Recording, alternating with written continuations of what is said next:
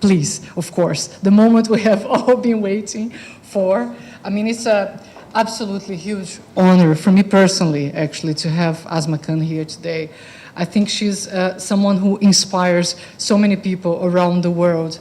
And she's a big inspiration for me, and she embodies everything that 1 Million Voices is about.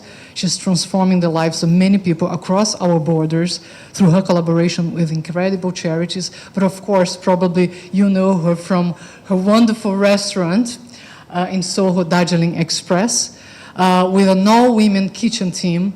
They are fantastic. She was also featured, you've probably seen her on the series from Netflix, Chef's Table, and the episode is beautifully done. We get to meet her team, the behind the scenes, her story. We travel with her to India, the beautiful country where she comes from.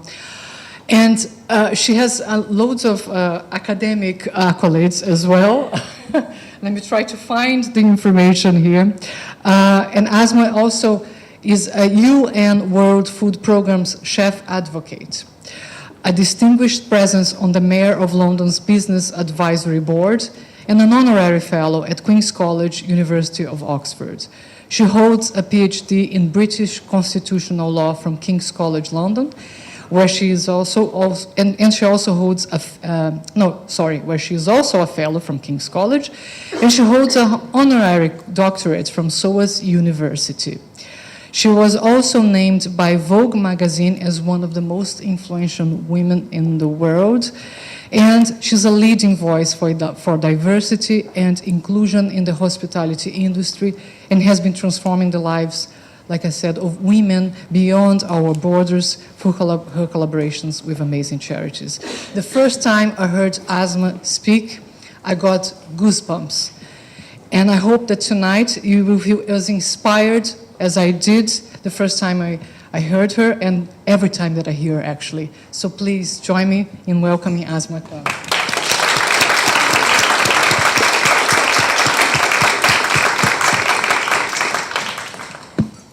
Asma, I think shall we start with your book? I already mentioned this book is amazing. I was reading it, and I still have to try the recipes. But tell us about the inspiration, how you felt that you needed to write this book. It's an amazing journey through your childhood, your memories. You feel emotional, I guess, also when you read the book, I felt.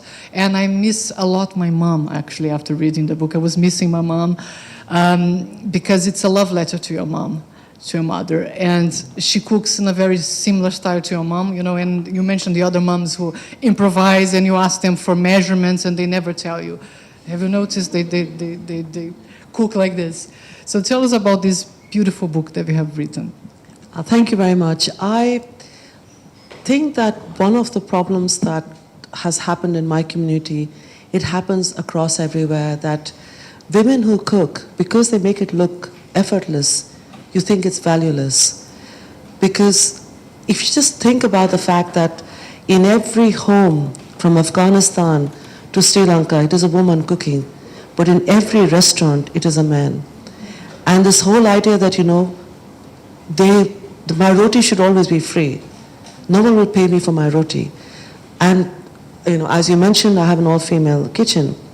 And crazy as it sounds, it is the only all-female Indian kitchen in the world.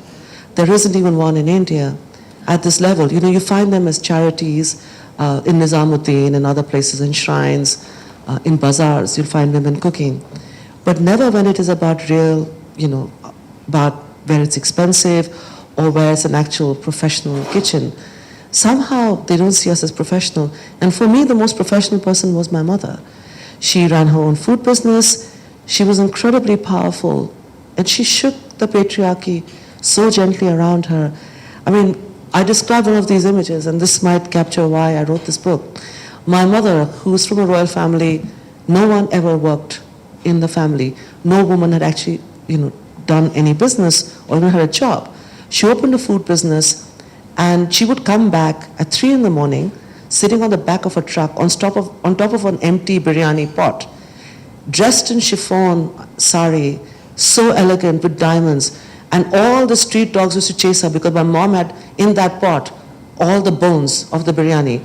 So dogs from far away had come, and they were all fighting. So whole locality, lights were on. But no one dared challenge her.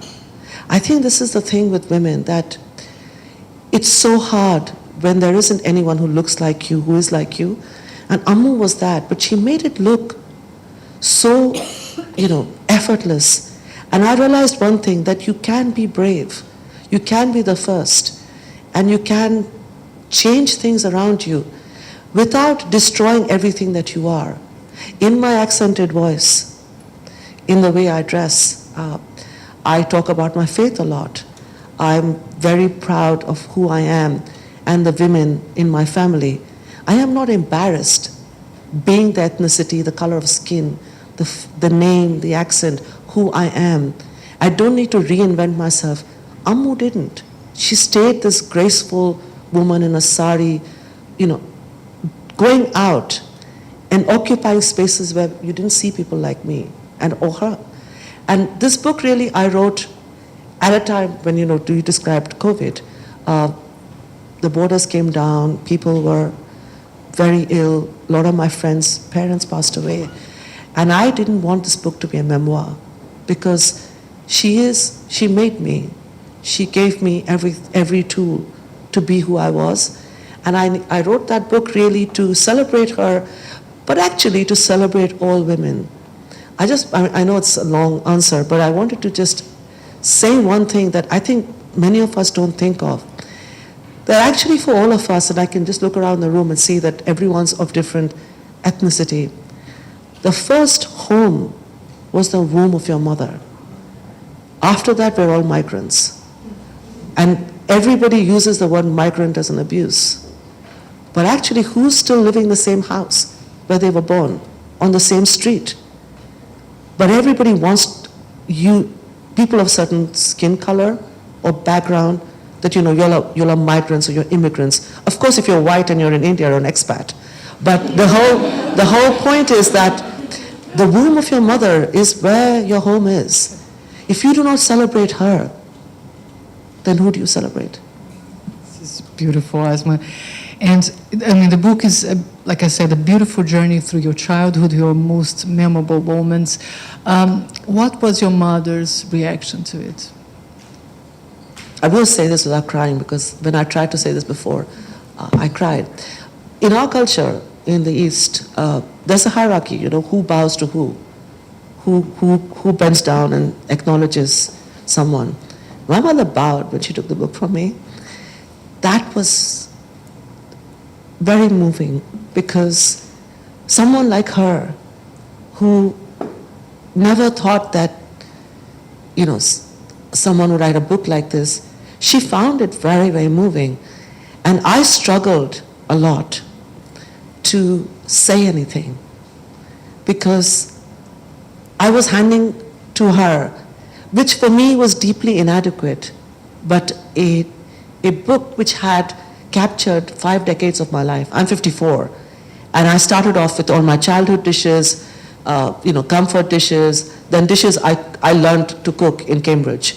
But these are all family recipes. And then I went into the real celebrity, so there are 2 biryani recipes in Ammu.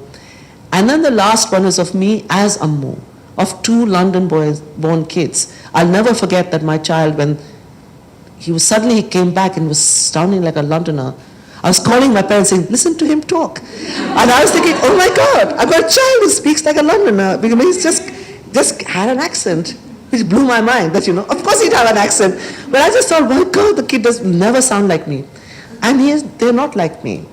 And one of my child's an amateur boxer, and he was like, Mama, I can't eat rice and I can't eat bread.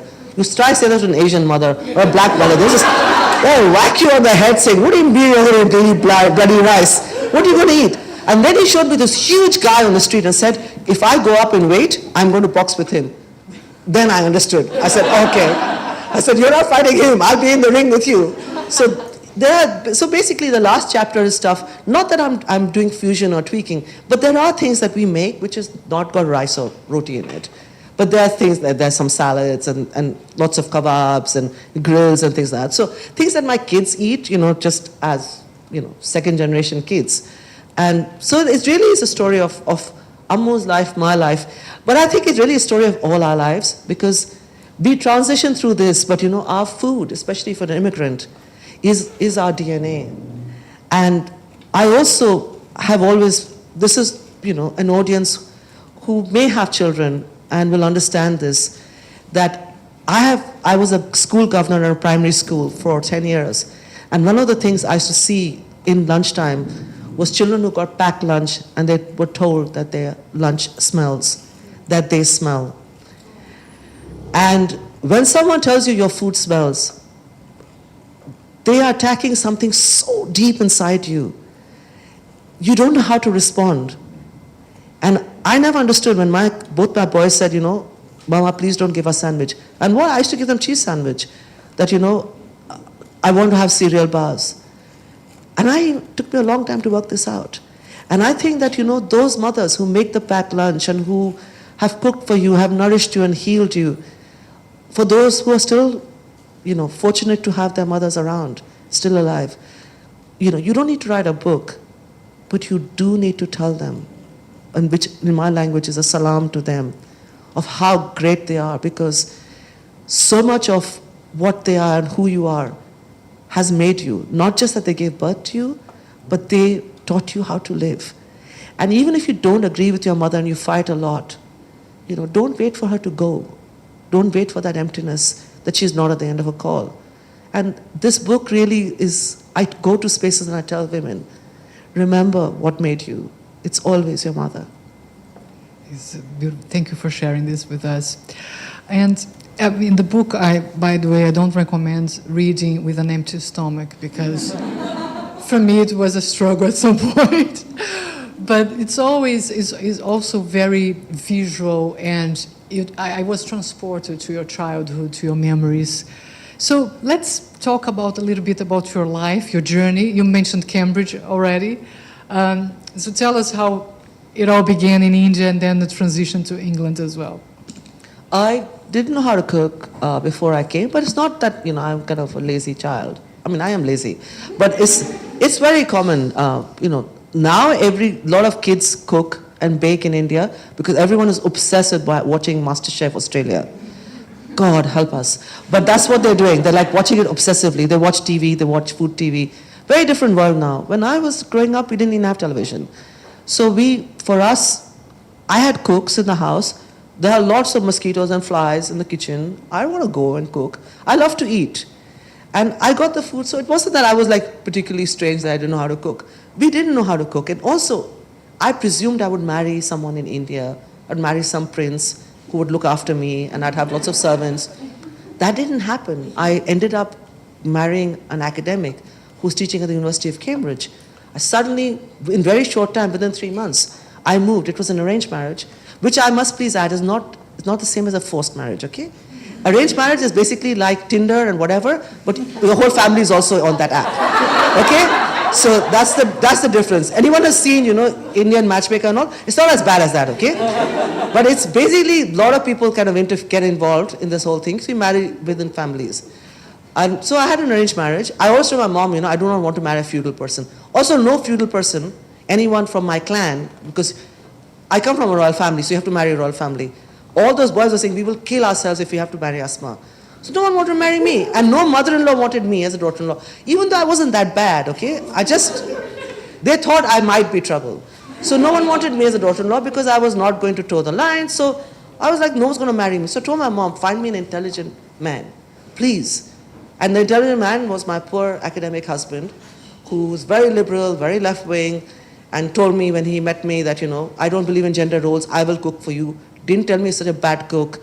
I thought, oh great, I'm going to have murg musallam when I come to Cambridge.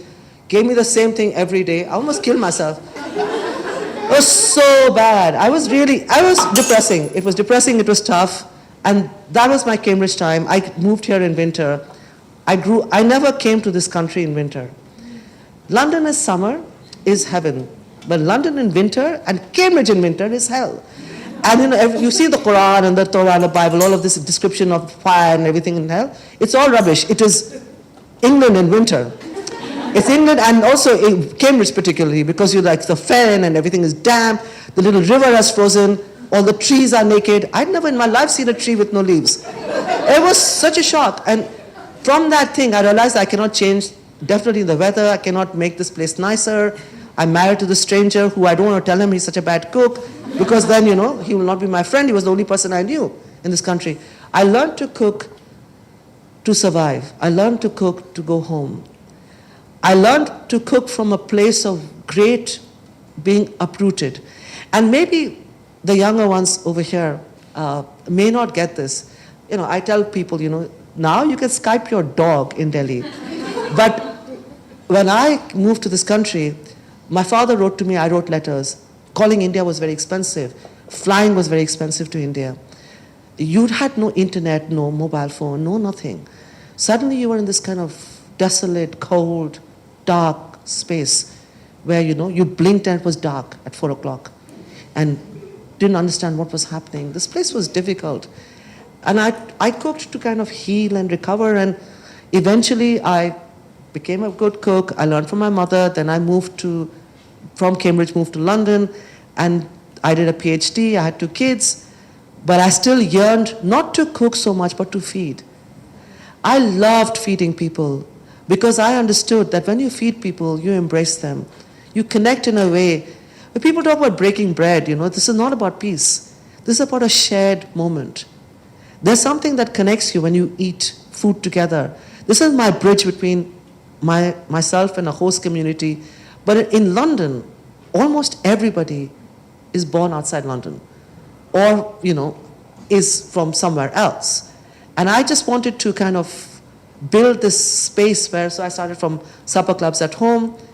Small factor that I had to hide from my husband because he's a kind of professor type, introverted, didn't want people. So every time he traveled, I did it behind his back. And then I moved from there to a pub and did a pop-up because my kids were objecting to strangers in the house. And which now, of course, I realize it was so wrong to do this to kids, especially boys who were young teenagers, and then they were stuck in one side of the house whole of Friday, Saturday, Sunday because I was entertaining people. And I got my first restaurant in 2017, which was in Kingly Court. I had to move out during COVID. I moved very close to where we are right now, to a very big building in Covent Garden, because I needed a big space to keep my team safe. At that time, we didn't know how everyone was getting sick, but I couldn't let people go because what happened in India is everybody's family, all the migrants came home. So when these women were sending money back for 10 people, suddenly they were having to feed 40 people. So we couldn't just earn basic money, we need to earn a lot of money. So we started doing biryani by post, all of that.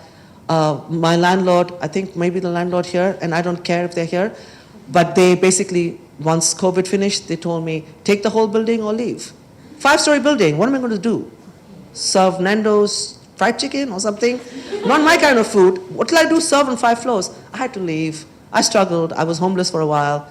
I moved to a pub. I really struggled. But now I'm back to where I started in Kingly Court, but in a much bigger space. So it really has been a kind of circle, but I guess this is something that women should not be afraid of. Don't be scared to come back to where you are. And if you come back to where you are, you will come back so powerful.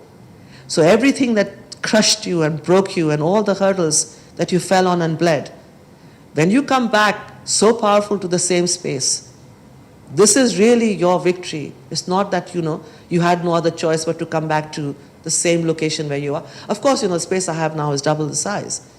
But I've come back to Kingly Court and it feels like a homecoming. It's fantastic. And it's...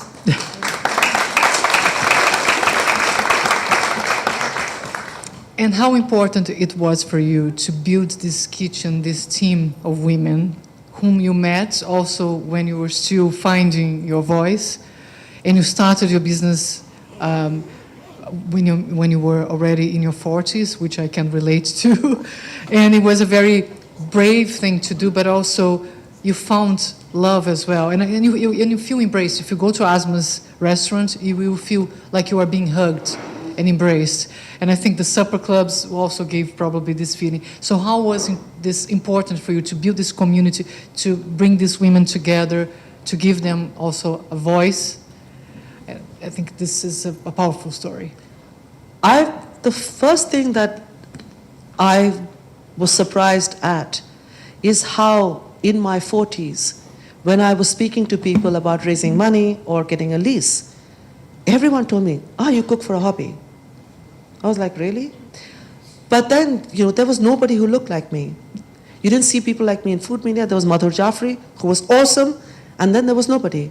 You didn't find people like me on food media. You had white blokes in India talking about how exciting and India was, and talking about how grand it was, and talking about spices, thinking, you guys are not even getting it.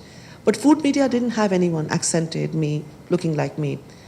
And at 40, in my culture, but please understand this, it's the same in the West as in the East. In your 40s, there's a veneer of respectability. The bias is the same. As a single female founder, and here it's not about my ethnicity, everybody asked me who the suit was. In India, when you go, they will ask me who my suitable boy is. They'll ask me, who's your father?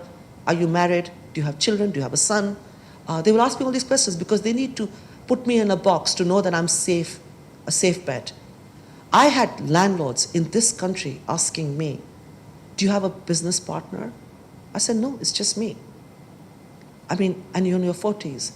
And this bias and in my 40s, I didn't have the right to think of a new dream, that I couldn't name anybody who'd done something similar to me. I thought, this is not the hurdle on which I will fall. I will set the world on fire. I will take this team of women, mainly grandmothers and mothers, and we will create a space. This was not about me. This was about sowing a harvest we will not reap. Because now, even a woman who's not even born, and I will be dead, she can say my name. She can walk into a landlord's office, walk into the bank. She can tell people, Darjeeling Express. This is why an all-female kitchen was so important for us. We needed to prove that we have the right to excel. The fact that there's nobody on stage who looked like us did not mean that we did not belong. And the ageism, in the West, everybody is worshipping on the altar of youth.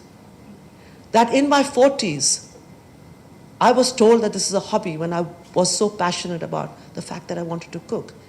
This was really shocking. And I don't know what everyone's background is, but in cricket there are like 2 innings. You bat twice. And this, for me, is our second innings. Me and my team, whose average age of woman cooking in my restaurant when you come is 50. This is our second innings. We are not going to bat again. But that means we hit every ball out of the park. There is a passion in women who have been through life.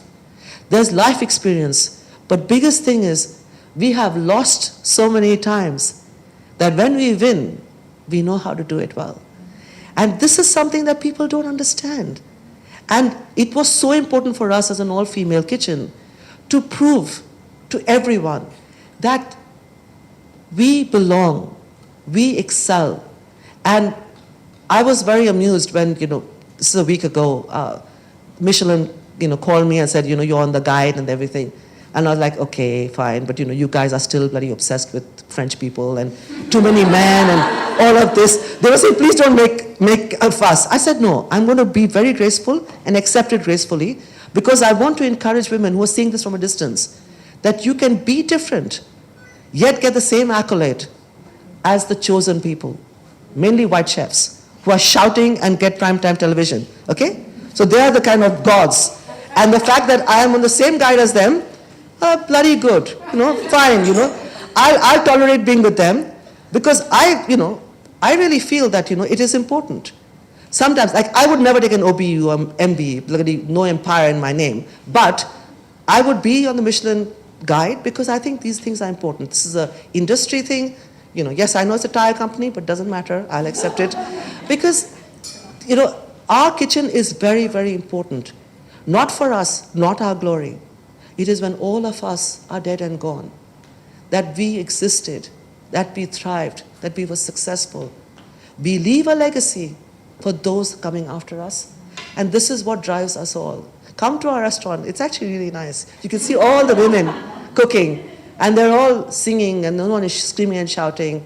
Feels very much like home.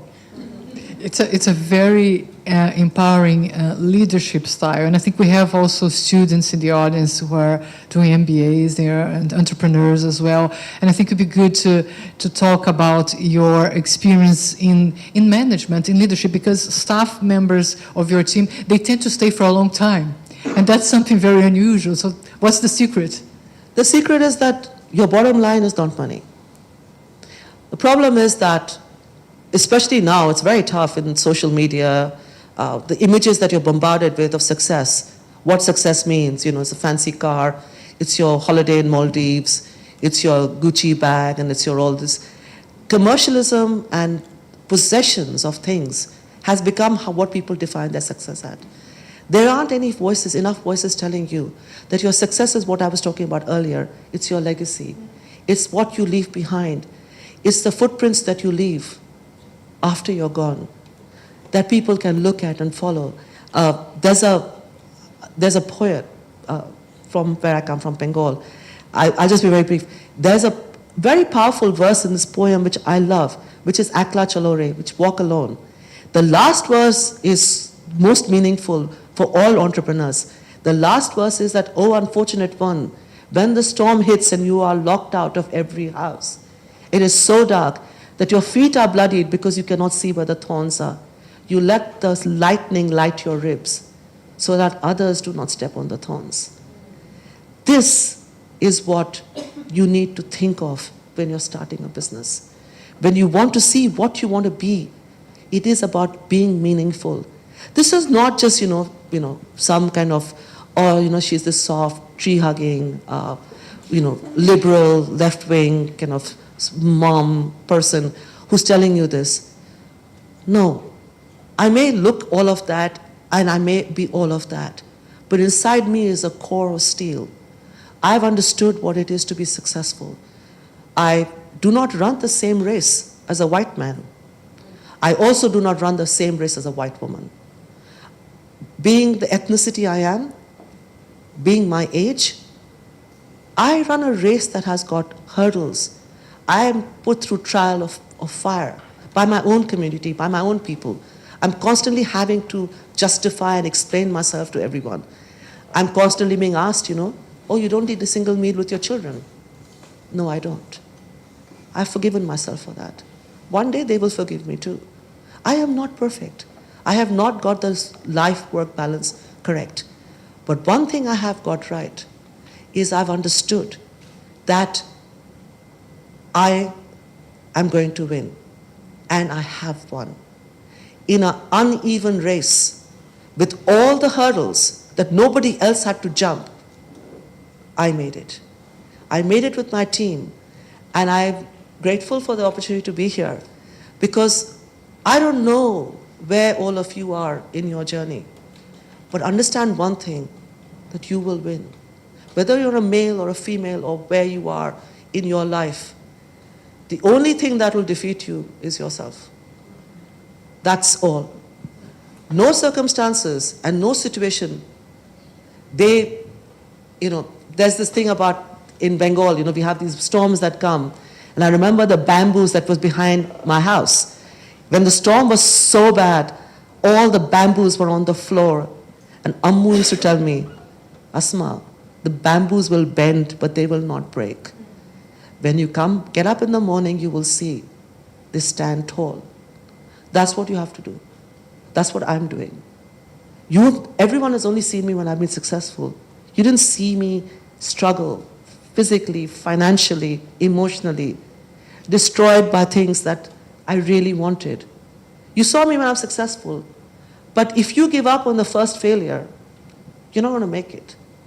Please remember that thing of the bamboo that, if you see storms in Calcutta, or you see storms anywhere, bamboos are, but they took a long time to grow. If anyone has grown bamboos, it takes forever before you see anything coming out. The roots go deeper and deeper and deeper, so that when the storm hits, it will not break. I think women are doing this, but they don't recognize this. I want to tell all of you that's what you all are doing.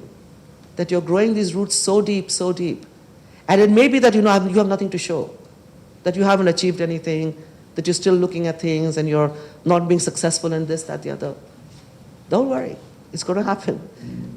As long as the roots grow, you will be fine. But so this all-female kitchen is not just about fact that, oh, I found a cool concept. This is not a cool concept. This is really about what happens after us. This is what drives us, and this is what drives me. And I take always opportunity to speak to people because I want them to know that, especially me, I'm from the East and I'm from the West. And for many people, you are from two different cultures. Most people speak more than two languages. That, your partner might look different. Your children will have London accents, but you don't. This is life. This is life. It's always about holding on and letting go. But I want people to know that success is inside you. You need to grab it and not let go. Those are powerful words. So you mentioned already obstacles that you had to overcome. Was there any point that you thought about giving up? And how did you deal with fear? And how did you build yourself up? Yeah, there have been lots of obstacles, mainly prejudice and bias. It's actually quite debilitating when you know. It took it literally was an eye-opener for me. After Netflix, some of you might see on the show because my restaurant was super small. It was 55-seater. Overnight, I had people like Danny DeVito standing outside in a queue. I died. So I was like, oh my God, it's Danny DeVito. I couldn't even seat him. He had to wait in a queue. It was like, the world exploded. I had everybody at my doorstep. I was trying to, and I talked to the landlord. So by the time I got everything, I already paid tax for a year. So it's not like, I'm not like bullshitting like a lot of men who come in suits and say, we're so grand, we can do this. I actually had stuff to show that, I'd made this much money. I tried to move to a bigger place. So because I was not managing. And not a single landlord, not even one, showed me a place for a year. After Netflix, after all the success, the fact that you couldn't open a bloody food magazine and not see my face there, yet I wasn't shown a single place. It took the pandemic. It took white male chefs to fail. For landlords to come and tell me, we have lots of properties, what would you like? And I was like, okay, now let's face the reality. The chessboard is clear. Now I come back as queen. Because I will pick where I want to be. But it was crazy that I had to literally wait for a global pandemic so that I was offered a bigger place. This is not right. But the fact that this happened to me with all the high profile media coverage, success, financial success, it makes you think of what's happening to women every day. And the fact that you all are all internalizing it. Kick ass, kick back, okay? And please, for God's sake, the biggest thing is speak up. Do not take it.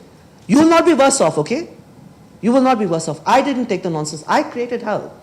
And every woman is keeping quiet because they don't want to be seen as the troublesome one, the one who's always complaining. Don't be hysterical. When men shout, they're not hysterical, but when we shout, we're hysterical. All of this is crazy.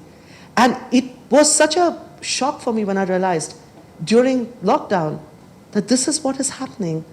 That now I could literally walk into a grade 2 listed building like the Kaloche one I walked into. Massive, massive. And say I won't pay rent, and the landlord said, yes, don't pay rent. And I was like, wow. This is what, now when everyone has failed, suddenly, I'm the B option. I'm plan B. Fine. I'll be plan B and then, I'll thrive. You've got to also put your ego aside. You know that when people come to you because they have no other choice. You've got to learn to accept things. You've got to learn that your ego cannot be a driving force. You cannot take yourself that seriously. That's really important. If you stay rooted and you stay grounded, opportunities will come. But the biggest thing is make allies with women and empathetic men. I did not get here by just working with women. My greatest supporters, you mentioned Eddie, is my assistant. He's from America, he's black, he's gay, he grew up in very different circumstances and was in the Air Force. And all my prejudices that I may have about people in the Air Force and the battles that they took part in and who they were fighting with. I rose above my own prejudice because this person was doing a job. And I think that, if I want people to rise above their prejudice and speak to me, I also had to do that. That I had to rise above my prejudices and think, oh my God, doesn't matter that he was in the Air Force, that he was in a fighter jet. I will, embrace him because he's a good man.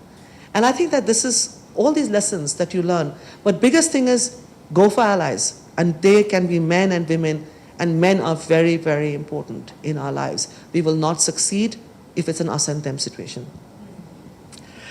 I mentioned during the introduction that you do a lot of great work with some amazing charities around the world. You worked on a beautiful project in northern Iraq. Can you tell us about that?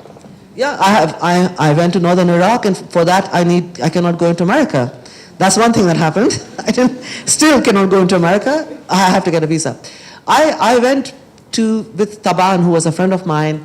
She was doing this little project where she was doing huge difference in Yazidi communities, in the refugee camps, helping them, to learn new skills. And we met at an event, a bit pretty much like this, where we were talking, and she was saying, these women, they don't even know how to cook.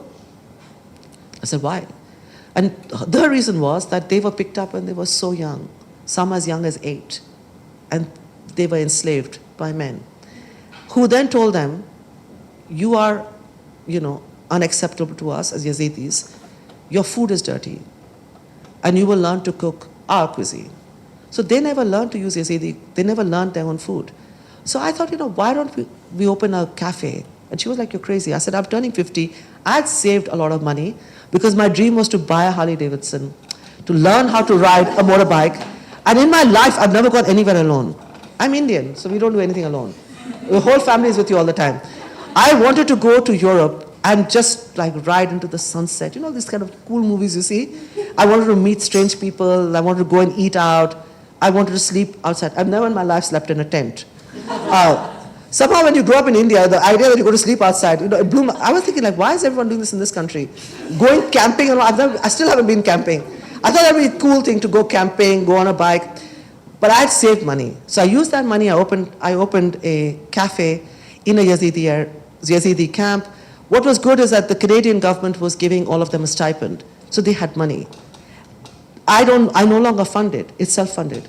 So they bought ovens, they make cakes, they make bread, and now they're going outside the camp and selling to the community outside. Entrepreneuring, is amazing. And these are women who lost everything. And when I initially went there, and there was a whole group of women, and I said, I'm looking for volunteers, no one put up their hand. I said, I'm looking for chefs, we're going to open a cafe. And then I told them, you're still in chains. You're not free, because you are not brave enough to think that you can start a new journey. And then all the hands started going up. And yeah, it's a great thing, and they are very successful, they're very powerful, and they're very proud of what they do. And I'm glad I did this. It's a crazy idea to open a cafe in a refugee camp. I don't think it's been done before. I hope it'll be done somewhere else. But I think it really gives women that power and authority. Also, what no one was thinking, and I was telling them this is crazy, because in a camp, you are in a tent. You can only cook a certain amount. Things like, for us in our culture, biryani, or big dishes, that you have, like your Sunday roast, whatever. You need an oven, you need something, you need a lot of people to cook together. And I said, let the women cook together. Let them come together as a community. So everything that they lost, this way, some part of it they got back. And the first day they made their version of biryani, the way they wept when the dishes came out. 6 years as refugees living in small tents, that you could cook rice in that quantity in a huge pot because we had a kitchen. Never ever take your privilege for granted, ever. We all do. That day, I was so emotional, I still am, to think that I thought this is my God-given right, that I can have this feast.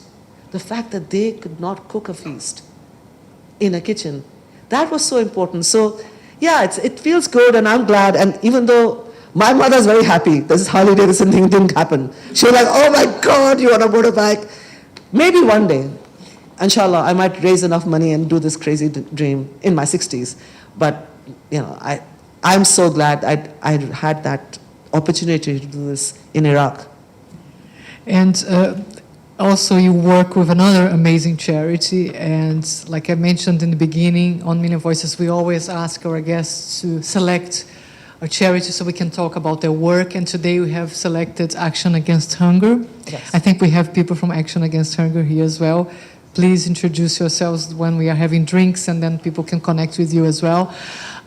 So tell us a little bit more about Action Against Hunger. When I began doing supper clubs in my house, I did supper clubs for hunger charities. This was not because I was being like, this is the right thing to do. I didn't have the confidence. I thought that if I do a supper club for a charity, if people didn't like the food, they wouldn't say anything to me. Also, they wouldn't resent, because I gave the full money to the charity.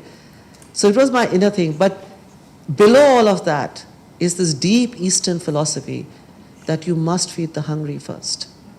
You cannot make money from food, ever, unless you know for sure that you have fed those that are hungry really far away. And I began this 10 years ago. We helped to kind of fund these toothpaste, kind of nut butter kind of things that were given to children who were severely malnourished. What used to happen, I know this in Yemen and other places where I've done work, not with Action Against Hunger, but with Islamic Relief, with World Food Program. I've just come back from refugee camps, Syrian refugee camps, is that physically the mother who's already undernourished cannot take her whole family. She invariably took the boys to the feeding camps at a distance because they would be given food intravenously. And that's where I raised all my money, and I'd done a lot of work, because with that toothpaste, the girls got fed. Because it didn't require refrigeration, it didn't require medical knowledge. They just had a toothpaste and they could squeeze it. And slowly, slowly their body could get used to what they are eating, and they can digest it. And I still do a lot of work for hunger charities, because I think that it's very important to remember that eating is a privilege. We all consume, and we all think food is our birthright. This is not the case for so many. And this is not about, whether this is Africa or Asia. We have hunger in our midst. We have hunger in our doorsteps, in our streets, in this country. Children are coming to school without eating, and people like nurses and teachers are going to food banks. We should be ashamed that in this country that is not considered itself a third world country, where there is enough food and enough wealth, that we are not being able to redistribute to feed our own people is staggering. So this is something that's very, very important for me, because I'm always surprised that people do not get it.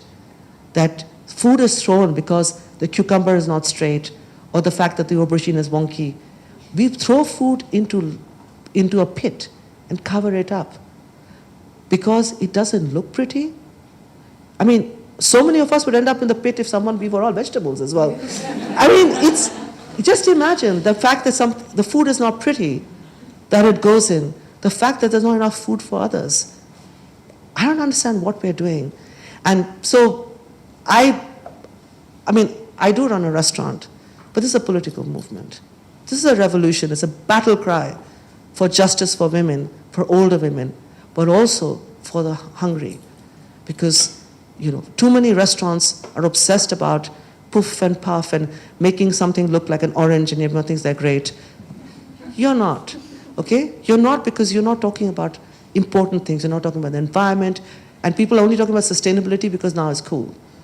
People are just, and if you want, I'm amazed how you go to a restaurant, you get out of season stuff. You get nothing out of season in my restaurant. And we do not fly in stuff from Africa and India, except for mangoes, which, mangoes, you have to. You can't live without Indian mangoes. But we don't get okra, we don't have jackfruit. Stuff flied, you're flying it across. a jet-lagged okra, then you're going to cook the bloody okra and feed it to people. And why do you want okra? Use what is on the soil where you are working. People bloody using avocado and, out-of-season strawberries and asparagus. I'm not saying this is an attribution to hunger, but water. What water is being used? In India, everybody doesn't even talk about this. I'm unafraid to speak about this. The wells are dry. Who is walking that extra hour to get water? Girls, barefoot. You have used water to grow bloody crops for the West. In an abnormal amount, you've used water. You're drying up the wells. The girls will walk. They'll never go to school. They will never be back in time to go to school. This is their life. Do you really want to have things from Kenya and India? Don't. Don't buy it. Don't buy it. So, I mean, Action Against Hunger does a huge amount of work, which is really important. And I've been involved with them for a long time, and I'm very proud to be associated with them. And same as, the Lotus Flower, which is the charity in Iraq. I think everybody do a little bit. You don't need to go to Iraq and open a cafe or, go off and walk up to Kilimanjaro. People do these kind of things. If you're not a super fit kind of crazy person, don't go walking anywhere. Just help in your own street. Help your neighbor, help your family. Be nice to people. You don't need to go and do something grand. It's not important. We have many students also in the audience, and I think some of them are from your alma mater, King's College. And what would you like to say to young people who, especially after COVID, they are looking forward to building a positive future, and sometimes it feels very difficult to do that? I know, my son, first year he went to university, second and third year, COVID. He came out of his education feeling very, very depressed, and he struggled, and he didn't do psychology. Thank God he's always worked for me in my restaurant. So he is working in my restaurant, and he loves it, and he's very happy. These options are not available everywhere. I think the most important thing for young people is to know that you're not your dress size. You're not your Instagram followers. You're not whose partner you are or whose child you are, or your working class background, or the fact that you wear brown shoes or your tie is not correct and you're not from Eton. Please do not allow badges of what you think is success to hold you back. You are unique, like your fingerprints. You are so unique and you're so beautiful. The fact that you are, every day you live, every day there's a dawn for you. It has come specially for you that day. Don't waste your life trying to be something you're not. And in a South Asian context, please do not let your family force you to be a professional. This is an immigrant problem. You be a lawyer, you be a doctor. Otherwise, you can't be anything else. You want to be a creative person, you want to be an artist, you want to be a chef. Everyone is like going to have a heart attack in your house. There's a little voice inside you. Please listen to that. All of us are growing up with things that people say, oh, she's the sporty one, she's not good in maths, she's the smart one, she's the techie one. They're telling you what you are. They're telling you what you are. My sister, who still is, bloody looks 10 years younger than me, older sister, she looks like a model. She's beautiful, she's fair, she's got long hair. Because she was so pretty, everyone thought she was dumb. And because I was dark and fat, everybody thought I was smart. She did so much better than me in school. She did all my maths homework. I barely bloody passed maths. She's genius. But the problem is, it worked both ways. Everyone thought, oh, no, don't make Amna do this. She won't be able to do it. Because they thought she's bloody dumb. They would make me do everything. Because they thought I'm smart and hardworking. Because of the way I looked. And I carried that burden my whole life. Till I put that burden down. And she's still that beautiful one. The fact that she does so much stuff for charity, does so much other stuff, that she still helps me with my maths in the restaurant. I tell people they don't believe me because she looks so glamorous. It's not fair. So, you are starting your journey, whether you're a student or you finished, please do not be hampered by what you look like, how you sound, what your background is. The whole world is waiting for you. And every day, you can make one step towards making your dream come true. This is your life. You write your story. Don't let other people tell you what to do. Thank you, Asma.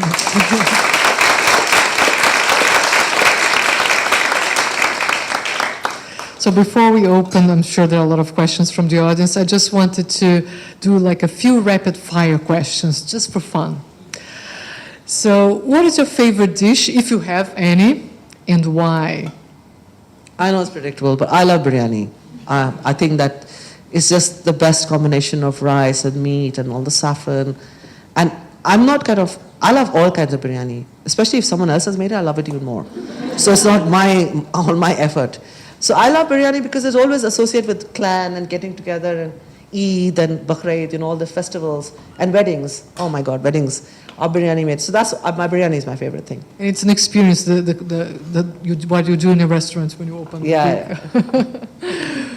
So, and what recipe would you recommend an absolute beginner to try making? I think try making either kofta, because if you are scared to make one thing, the kofta, the great thing is you can take a small piece and fry it and then taste it. And then you'll know whether you got the spicing right, everything. You don't end up with some big piece of lamb or a whole chicken and you've messed it up. So you'll make things like koftas, minced keema mutter. This is I have the recipe in Ammu.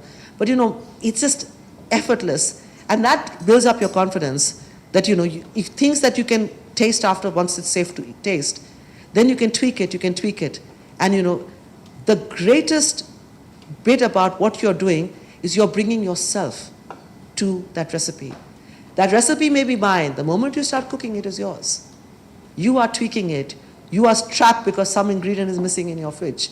And you thought you had stuff behind the fridge and it was not there. Or some spice is missing. You're playing with it already. So I think that, be very confident. Because whatever you're making is unique to who you are. So the confidence level is very important. And whatever happens, however bad it is, you're going to eat it. So you'll get better next time. Not to worry, don't be harsh on yourself. The fact that you've cooked something, that's a big enough thing. If you've cooked something that's not of your culture, that's even bigger. What is the soundtrack of your kitchen, if you could play music all day long? The music that actually we do play all day long is retro Bollywood music. Music of the 70s. That is the memories I had when my mother was cooking in her kitchen. Then she had a radio. And the radio would play then, of course, the greatest hits or whatever. So that's the music of the 70s and 80s. And that's the music I play. And it's quite emotional because a lot of guests come and they recognize it. And the first thing they say, it took me back to my mother. Because there was a time when everybody listened to the radio. The problem with technology is, I'm blessed, in my 50s, I ate on a table where no one was listening to any podcast, seeing their phone, no streaming, nothing. They had conversations. And when you listen to the radio, everyone listened to the radio. Nothing was interrupting you.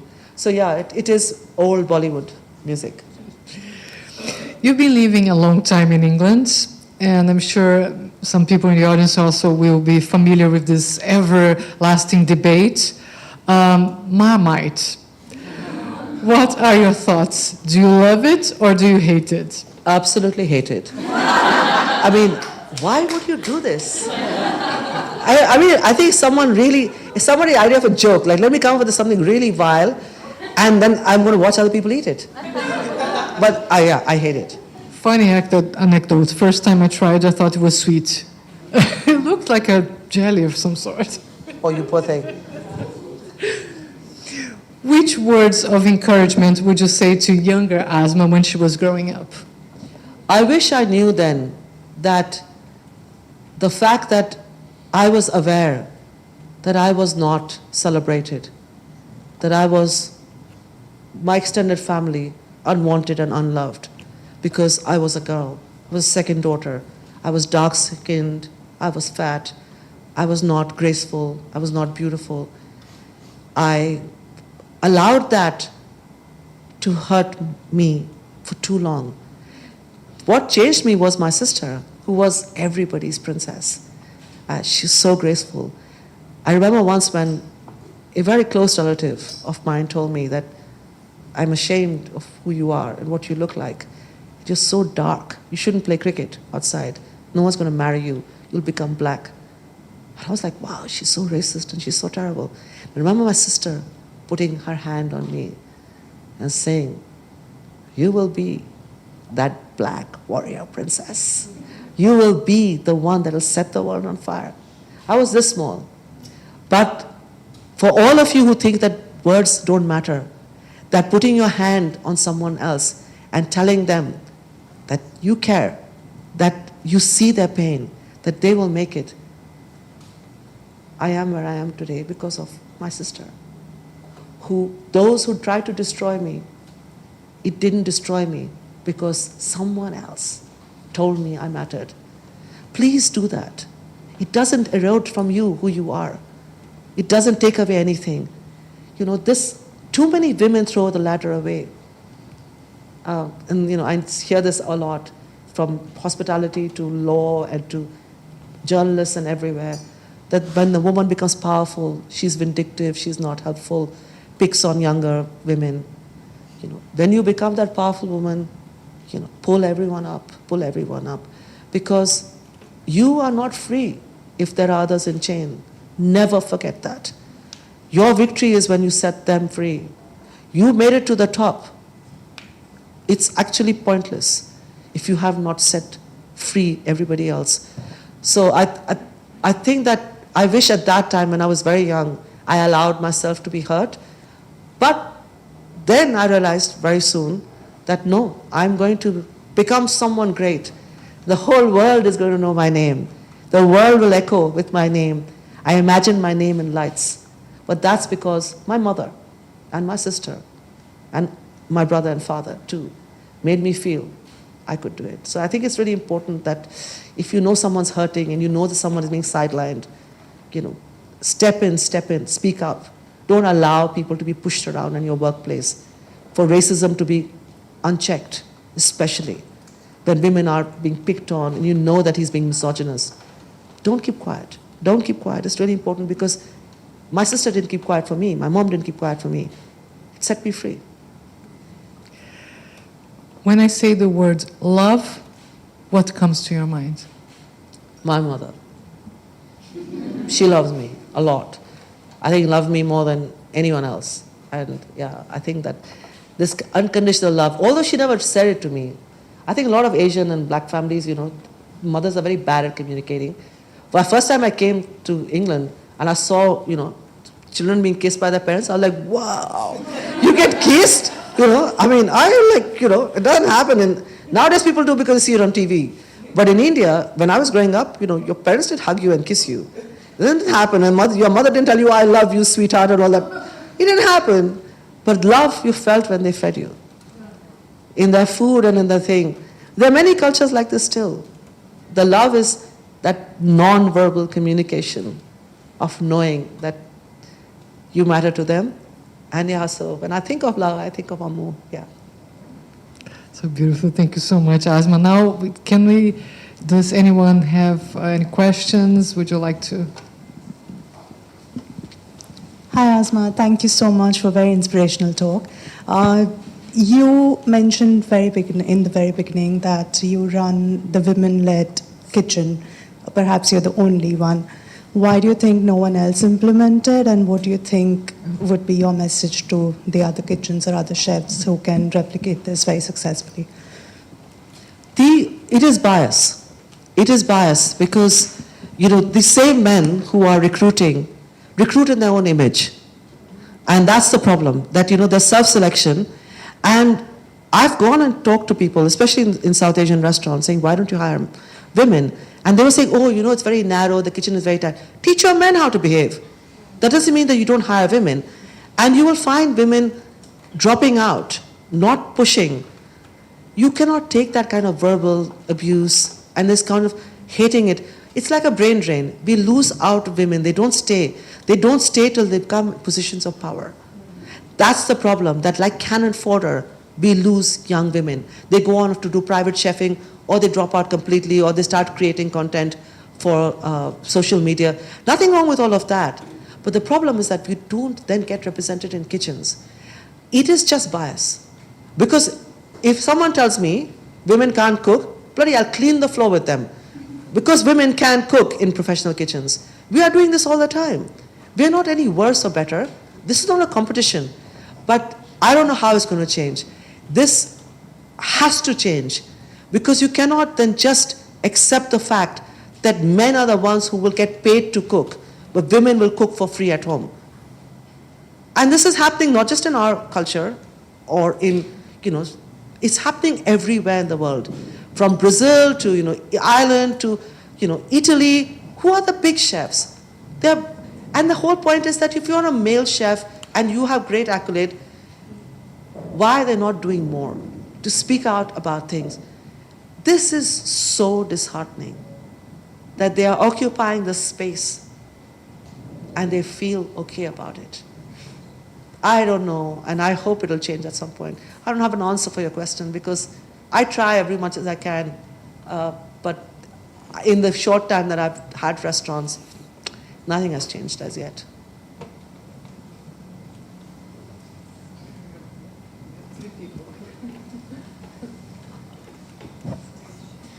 Thank you. It was very moving listening to you, and it's so interesting how we can have such different but such similar backgrounds, like we all grew up in the same house. I wanted to ask, when you're kind of a pioneer in what you're doing, and I find that it's very challenging introducing new things to old spaces in a way. What kind of tools did you use when you were doing the internal training or the internal kind of like getting people to get on board with your idea, and then also maintaining that stamina throughout when people kind of start to give up along the way? That's a really good question, because the thing is that it is that situation where, you feel that I'm not going to every battle that I'm invited to, that you're constantly battling. To be honest, I'm never at peace. I do not rest. I'm in constant turmoil. There's a fire burning all the time. It's draining. I'll be very honest. It is draining, and the pushback and the difficulties that I had, what drove me was not the fact that, I want to succeed. I imagined a space where I could go on stage with a group of women and the spotlight would hit me. Because I knew one thing, that's in rows standing like this, sitting there, would be women watching. And this is the only thing that kept me going. That if I survive, if I don't break down, if I don't get crushed, if I do not get defeated, I will rise, I will go back, I will fight, and I will keep trying. I will hold on to all these women and we will steady ourselves. Because I realized one thing, that you cannot be what you cannot see. I had no one that was like me. And unfortunately, there's still no one like me, from the kind of background I come from. But I motivated myself imagining that I was the greater good. I'm not that ambitious. I would love to be asleep half the day if I could. That I don't ever sleep. Actually, I'm sleepless. I don't sleep, and I'm working across time zones. It is this thing that I know that I have to do something, because then change will happen when people keep seeing it. I want to normalize. Just like racism, misogyny, bullying in kitchens has been normalized. Like, oh yes, this is all under pressure, kitchen under pressure. Tell these people to bloody go to the Himalayas to yoga camp. What do you mean under pressure? I don't understand, being a primary school teacher is more pressure. They don't go around hitting each other or, sexually harassing another person. These are all excuses. So I want to also normalize the fact that women my age, my size, my accent, my faith, my confidence in my culture can occupy a space and survive. So that for all of those who are watching, I hope in me you see yourselves. Irrespective of whether you're white or you're black or you're Asian or whichever religion you are, it doesn't matter. But you see the fact that when you're marginalized because of your sexuality or your any gender, that you can come into the middle of the stage and take control.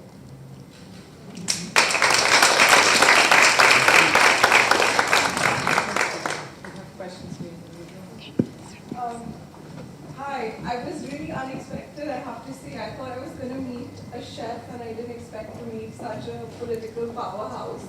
But it's really nice to engage with you.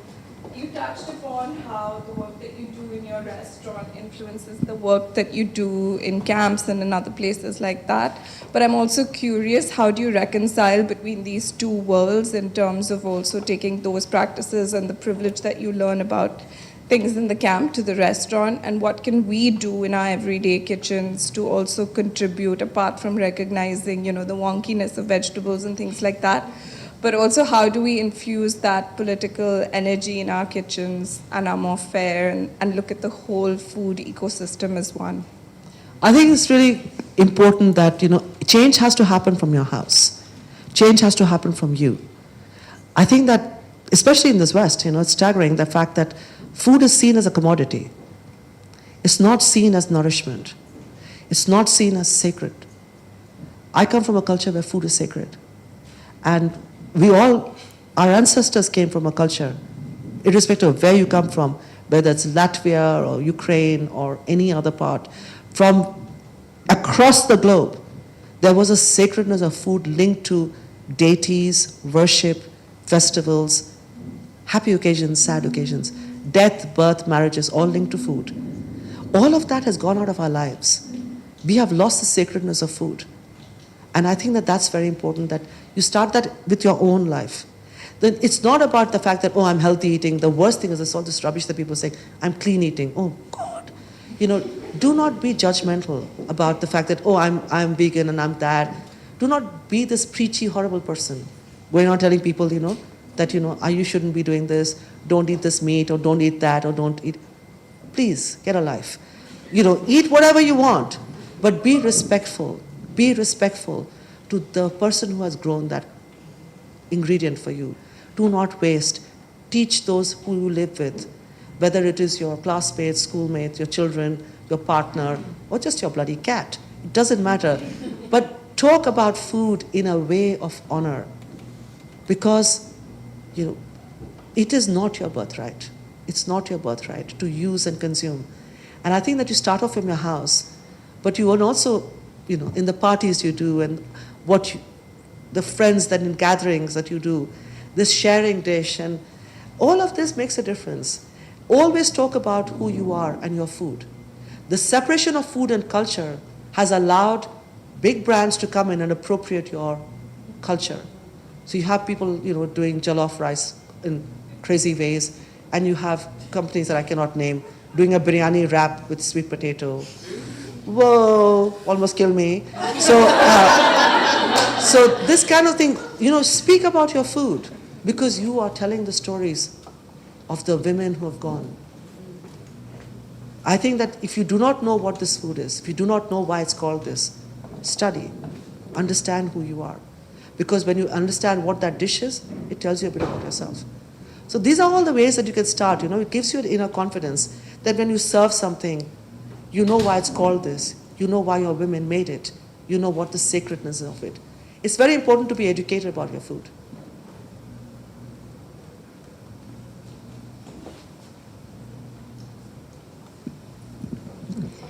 Thank you, Asma, for sharing your story. It's really inspiring and beautiful. I'm curious, what's next for Darjeeling Express and you? I mean, you talked a little bit about this desire of missing home and food, and then becoming such a sort of political powerhouse and really kind of being inspirational.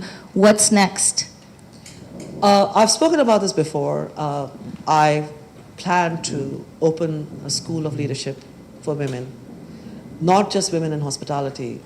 Because the problem is that, you look at the NHS, there's literally in every organization that you look around you, who is at the top? Who is making the decisions? Who is recruiting? And who is promoting? Not necessarily women. In fact, not women at all. So what will change is if we become powerful. And it's not that I need to teach people how to cook. I want to raise a generation of women who know how to lead, and who understand community and solidarity and empathy across skin color, age. I'm a very low-tech mom. I can't even change the SIM on my bloody phone. I don't know how to do a lot of stuff I can't understand. I still don't know how to do Excel spreadsheet. Confuses me. And I use the skills of younger people who are teaching me. Eventually I'll learn how to do it. It's not a big problem if you don't understand things. I want to have a place where we gather. A bit like how you would gather around, after a biryani meal, all the aunts would sit together and they would sing and talk to each other. We have forgotten this. We have forgotten the power of women as a collective. So my intention with the restaurant now set up is to actually have more opportunities for women collective to become powerful. But also, I want to talk about race. I want to talk about justice. I want to talk about historical justice. Like the most crazy thing in this country is people don't teach the empire in school. If you do not teach the empire, you're talking about Tudor England and you're talking about the World War.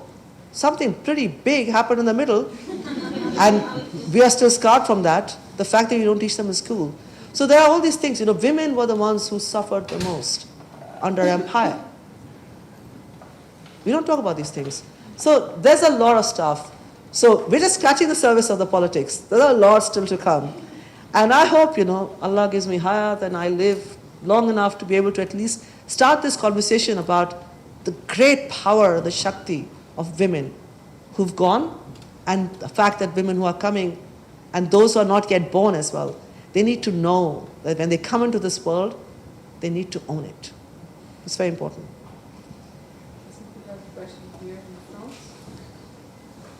I'm going to try and answer questions more short questions. I'm sorry, I know I'm speaking too much longer. You have a time thing.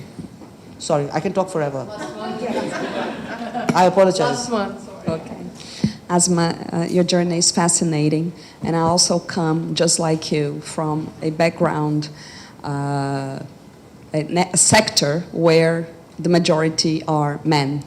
I'm a diplomat. I'm the deputy general counsel for Brazil here in the UK, and I'm also very involved in gender equality initiatives.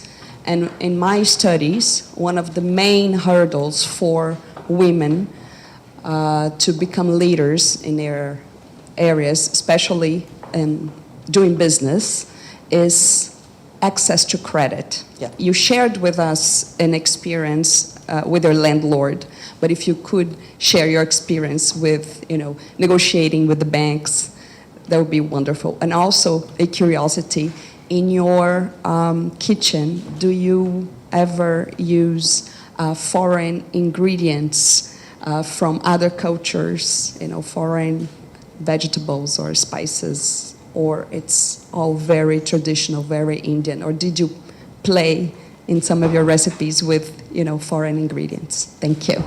I'll answer your second question first.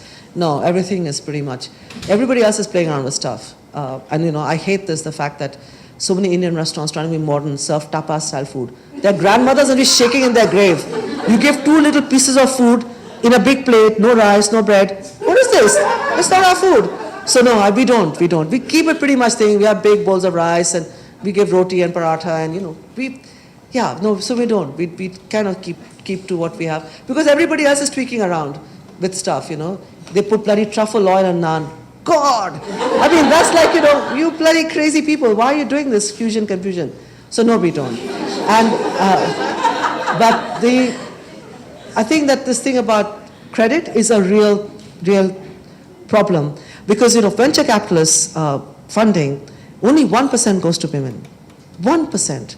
And out of that, women of color, they don't even register. Problem is, this thing I mentioned before, self-selection. Everybody, only men in suits, think they're picking a football team. So they will pick people who look like them, who they think they can understand, who they can relate to. So I don't go to the pub and I don't hang out with them, and I'm not going to bloody golf. You don't want to see me in a golf, course. I'll probably kill everything around it. But it just is this whole thing that, we don't do, so you don't hang out with the boys. If you have children or you've got, responsibility, you're looking after elderly parents, or you have young children, you can't be in those spaces. And the problem is that we are excluded. And everybody genuinely thinks that they are being fair, but their bias is huge. They will not give money to women. When the statistics are clear, women are less likely to go bankrupt, women are all more likely to return loans. Even poorest women in Bangladesh, Grameen Bank is one example. I mean, I know a lot about Grameen Bank and what's happening. Microcredit works because women will repay. They will repay and they will, even if it just means that they have a small cow or they've got 2 goats, they start small. They're not overambitious, crazy, mad people who will go around, They don't, it is just bias. But one problem is the people who are making decision of where the money goes are mainly men. We need more women, not your token person, and definitely not your token brown face on the panel. I always ask people, I'm not your token brown face. Please don't ask me to come to these things. Because I want to make a real difference. And you have more than you want when you get me on the table. I will bloody kick ass and make sure that, but the problem is that doesn't happen. So you have panels where you see women, but in the end, who's the ones who are also, they're picking men to give money to. Credit, money is the biggest problem. And we need to talk about, it's a great question, we need to talk more about money. Without money, you can be nothing. Without money, you cannot get anywhere. And the fact that money is not in our hands, and when women get money, they are often not in a position to give money to other women. So where money is floating around, it's only mainly white men. And that's when you're in a disadvantage. Because they probably think that you don't even speak their language. It is that bad, the bias. And if you think it's not, wake up. It is very bad. You need to be better, faster, heroic to even be considered equal. We have to be so good to even have a chair on that table. It's unacceptable that we are all having to go through that. But yeah, it is a big problem. I don't know what's going to solve it, but we need to talk about it so at least we can actually raise awareness of the fact that it is unfair, unjust, and in the end, just petty that men want to give money to men. That's so mean. There are so many stories we hear about female founders that go to meetings, then they ask, actually, if there is a man in the room, they direct the questions to the other person. Because it's crazy. And it's across whichever color skin you are, wherever you are, it happens everywhere. And it has to stop at some point, and I don't know how. We just have to keep shouting about it, talking about it. But we need to be allies of each other. Women need to be allies of women. In a small way, we will all then make a difference. We'll have these little circles of power. And one day we'll become all-powerful. Yes. And on that note, thank you so much, Asma. It's been brilliant. Thank you.